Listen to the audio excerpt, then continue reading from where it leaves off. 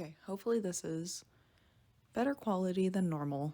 Hi, welcome back. My name is Lydia. I turned 27 today, which means it's time for my yearly video. As usual, I have not gone back and watched anything that I've recorded previously. I never go back and watch any videos that I've ever made before, funnily enough. So what we're doing today is totally off the bat as normal, and I'm really hoping that I don't have to edit this too much because I don't know if I'm gonna have time. But hi, welcome back. My hair is refreshingly blue. Like, I think last year it was a bit of a gross, this is the first time that I have not done my own hair dye ever. So, and also last week I had my first professional haircut in 4 years. So, love that. Love going to a professional and not actually just cutting my own hair. Anyway, that's all besides the point. I'm 27 today. I have some money, some prospects. I'm not a burden to my parents, though they still pay my phone bill because I'm on the family plan. And you know what? I am fucking frightened, but I'm doing it scared. That's kind of the theme of things these days, is like everything is so big and so scary, and sometimes you just got to do it anyway, because that's what life is. And yeah, I just noticed that a critter has been in and eaten some of the cat food, which is good. Hopefully it was my boy and he got breakfast. This year, my sister and her boyfriend are visiting, so they and my partner are all downstairs kind of chilling out. We'll go to dinner eventually, but yeah, this is me at 27. I really do feel it this year. I feel 27, and like for a couple of weeks now, I've been thinking that I was actually turning 28, when really that's not the case. I just kind of jumped ahead of myself for some reason. This year has been a lot. I got stuck in California over Christmas, when I was planning on coming back before New Year's, and then Southwest canceled all their flights, and one of those was mine. So great way to start the year, great way to end the year. So yeah, I ended 2022 by getting stuck in California for an extra week, having to work from home for another week that I didn't mean to. I also ended last year a couple of weeks before I was supposed to fly to California. I got COVID for the first time ever, which I'm really hoping for not a repeat of that this year, because that was awful. I was miserable. I rarely get sick, and when I do, it is the worst thing in the world, and I am such a baby about it. 26 was a lot. I got off my parents' health insurance for the first time, which I understand that I was very fortunate and very privileged to be able to stay on their insurance as long as I did, and as long as possible allowed in the United States. But 26th birthday, boom, kicked off it. And I was reliant on the health plan that my job gave me, which was fine, cool. Navigating a different health system, though, was very new and very scary. And I mean, I did it. Unfortunately, I had to change insurance again this August because the other one went bankrupt. So, and now I'm paying a lot more for prescriptions, which is great. Love that. I love getting scammed by the medical industrial complex, which is what I feel like I'm doing every time I go for like a 6-week check-in, or every time I pick up a prescription that allows me to fucking breathe. I have asthma, and since I had COVID last December of 2022, my lungs have not been the same. And like I went through a really bad period there where I could not run. Like I tried running on the treadmill once, and even after taking my inhaler, I still had a really bad asthma attack and like felt like I was dying. And if urgent care and the emergency room were cheaper, I might have gone, and they might have given me steroids to like fix it and bring my breathing back up to normal, because I was not feeling okay. But I didn't do that because that shit's expensive. Thankfully, I work at an asthma clinic, so that's been convenient and free to me, which is a nice bonus of working there, is that I don't have to pay anything even if my health insurance doesn't cover all of it, because I work there. Not going to go into the details of my job and everything and anything that I do, but like I do still feel like in all other aspects of healthcare, I'm very much getting scammed. And medical knowledge and health knowledge is very much gatekept behind the door of a medical degree, which if I had the qualifications and if I had the drive and the money, most importantly, I might go get one just so that I know what the hell is going on. And so that like I know where to access the information. I know how, like, I know what I don't know now, that I have to refer to a provider for. Because, I mean, it's a lot of, it feels like a lot of that knowledge is literally just behind the paywall of go see your doctor. When maybe it shouldn't be. Maybe there should be more of an advice nurse kind of thing, and maybe we should have socialized healthcare in the United States. But if that happens in my lifetime, I will be very surprised, unfortunately. Anyway, that's the whole like health insurance thing.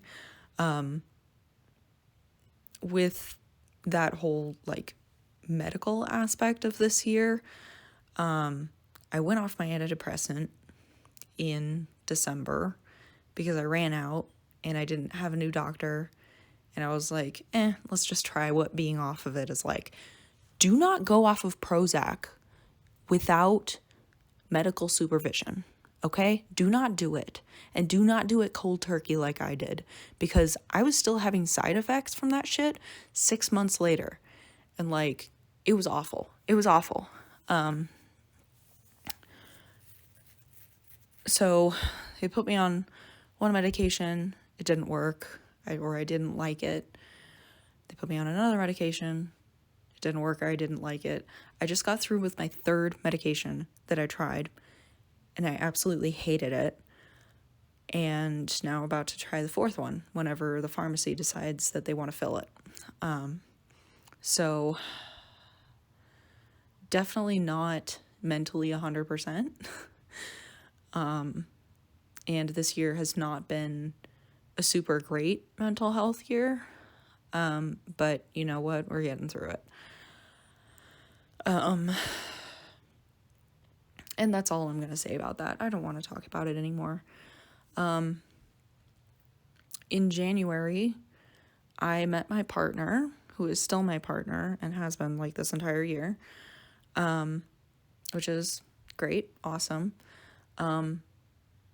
And with that, like, I feel like I've been learning a lot about communication and about like vocalizing stuff to other people that I hadn't had to before, or that I had kind of let slide before, because I'm the type of person who generally, if like there's a problem, I'm like, you know what, just shove it under the rug. I'll deal with it. It's fine. We'll just move on without addressing it. And that's okay. Building something for the long term and for the honesty and for the like emotional intimacy that a relationship is totally different. That cannot slide. Um, and so I'm very much trying to like be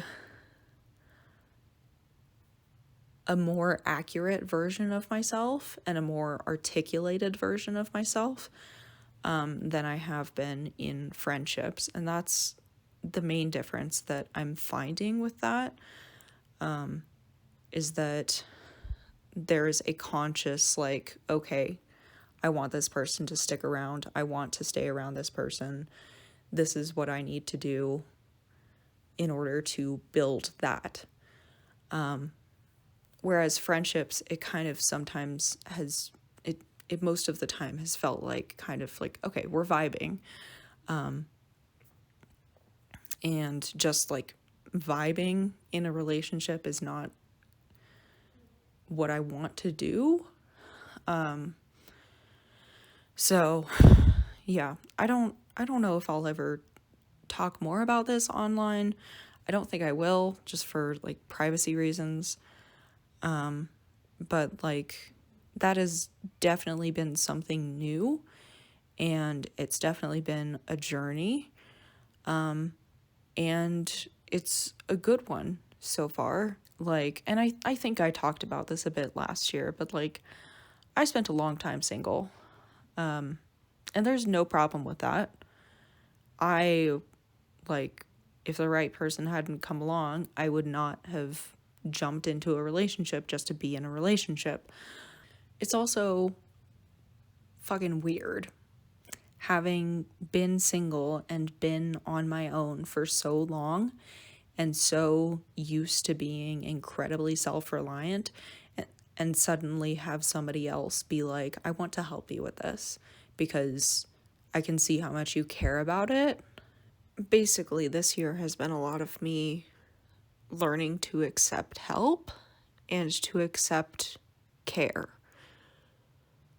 when I was really out here just brute forcing it on my own. Like, no joke, my partner was at every single farmer's market that I did this year. Every single one. That is not even something that my best friends have been to. Like, I've never taught anybody else how to run the Square app on my phone, or how to explain my products to people. And I explained it to them, and they were like totally on board with helping me, which is so foreign to me. Receiving help that is just freely given. It's fucking wild, dude. That, and I also hired an employee for my small business this year, to help on Friday baking days before markets, because I got a big bread oven, super exciting purchase. I made double what I did last year in terms of products and all that. And I needed hands to help me with that. And so I hired someone, and teaching her how to do all of the like process that I had kept inside my head for years, because really nobody learned from me and I never had a reason to teach anybody. That was really strange, and definitely an exercise in management, which will come in handy for future business endeavors. I was pleasantly surprised this year, and like kind of in shock as to how much I'd actually been doing by myself that I didn't realize. like when the season started and before I hired my employee, I was doing 18-hour days to bake. And that's not all the market prep. That, like, several hours on Wednesday, several hours on Thursday, and an 18-hour workday on Friday. I took it off of my day job, and so those 18 hours were just bakery work. And in that time frame, I was doing the job of 3 people.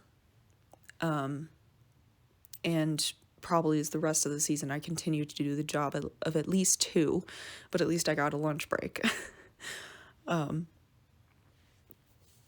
So, yeah. Speaking of business stuff, my small business has grown quite a bit this year.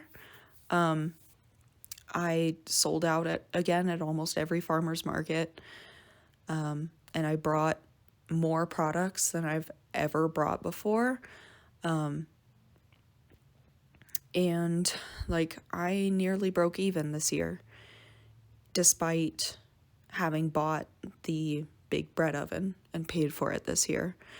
So that was like, oh, this is something that people are really interested in, that they like seeing at the market, and that I could definitely